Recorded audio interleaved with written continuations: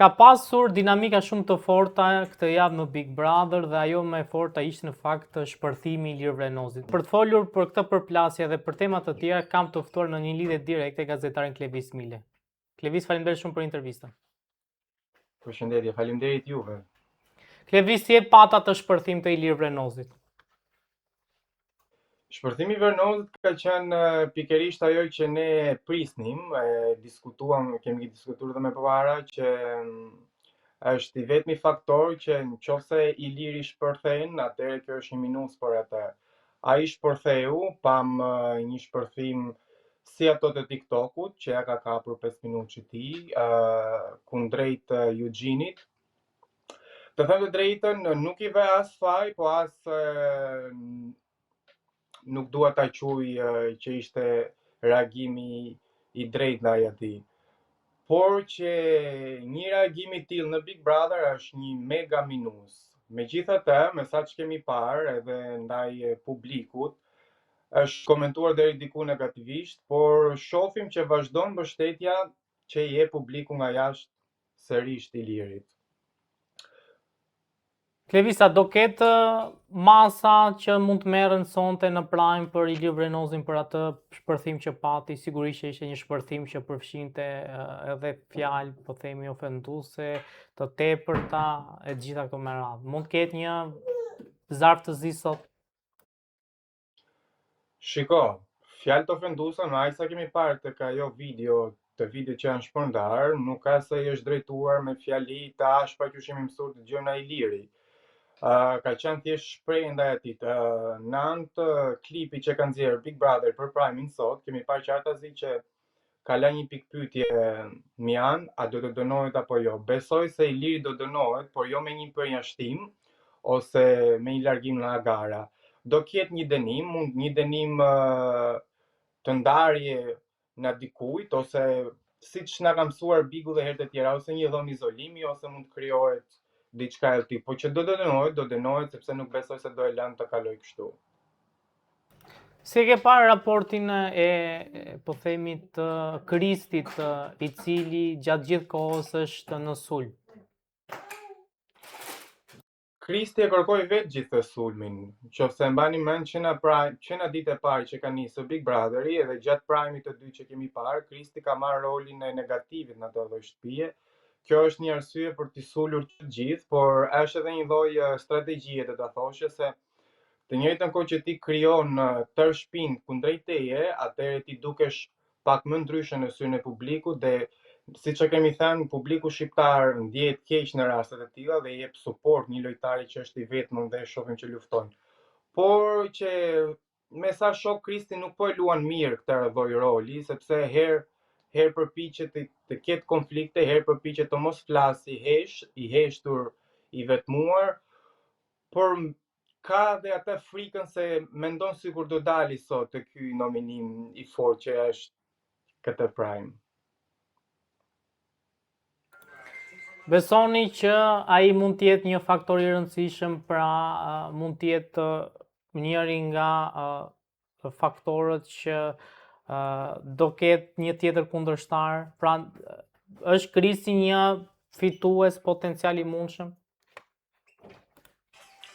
Edhe mund të jetë, por siç të thash, nuk ka bërë hapat e duhura, ka krijuar pak atë zhurmën, ka tërhequr pak kamerat sipër tij edhe vëmendjen e banorëve, por Kristi kalon si një talli aty brenda shtëpisë në anë banorëve të tjerë. Të gjithë e kapin duke tallur, nuk ka se bën një muhabet serioz. Kemi parë Ilirin edhe Senon që hedhin ato kunjat e tyre që bëjnë ato debatet dhe shakat. Në krah tjetër kemi parë dhe një debat që ka pas dije me Mirin, i cili kundrapërgjigjesh, po nuk shoh se një potencial që të jetë e djathta dhe e majta e këtij Bigut, për shkak nuk e shoh diku. Mbetet për të parë se si do e vazhdoj këtë lloj strategjie Kristin Loj, por që e nisi mirë, diku i shkau, diku e kap, diku e hum, nuk ka sa është i drejt për drejt se çfarë do të tregoj në rolin e tij. Klevis, besoni që ky roli që po themi banorët e sulmojnë e etiketoj mund ta faktorizoj akoma më shumë Kristin? Normale që po, por nuk është diçka e re për syrin e publikut. Jemi mësuar tashmë këtë pjesë, duke nisur nga Big Brother VIP 2-shi, e me tej tek 3-shi, e me tej tek 4-a, i kemi parë këto viktimizimet që mundojnë t'i kthejnë shtëpinë kundrejt tyre, por t'u viktimizuar në syrin e publikut. Disave i ka dalë për mirë, disave jo.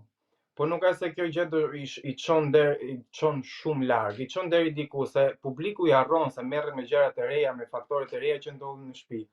Mund të viktimizohesh një javë, të kesh vëmendjen e publikut dhe publiku ty të suportoj, por kjo gjë do harrohet me ditët se nëse ti nuk je për të dhënë diçka më tepër, atëherë mbetesh aty.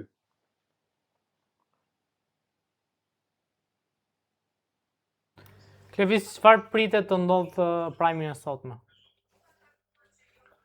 Ma aq sa dim, e dim që është ky nominim i fortë, siç jemi ndjeni sot, se nuk e kam kuptuar edhe mirë shpjegimin që u bëna Big Brotheri, e dim që sot nuk del dikush, po thjesht do dalin dy më të fortit ose dy më të dobtit.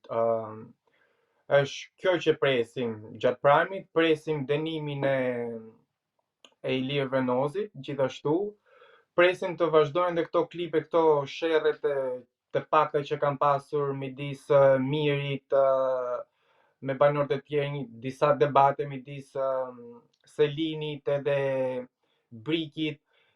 Do shohim disa momente në këto gjatë kësaj jave që ka ndodhur. Nuk e din nëse do presin banorë të tjerë sot, po nuk e besoj këtë pjesë. Mund kemi edhe një surprizë, mbas na tregojnë edhe një histori, se kupton, janë banorë brenda duhet ta nisin këtë pjesë, tregojnë çik pemën e jetës tyre secili. Mund kemi në një gjë të tillë. Këto besoj se vjen ka ndonjë info rreth ngjarjeve të sotme. Po sa i përket raportit që ka pasur Miri me Selin? Të them të drejtën, këtë javë nuk kanë bërë diçka që të tërheqin vëmendjen te kjo pjesë. Unë kam parë veç Mirin këtë javë shumë aktiv. Miri ka qenë kudo, në çdo lloj kamere, në çdo lloj cepi ku ndroja kanalet 1 2 Miri ka qenë për debate, është munduar.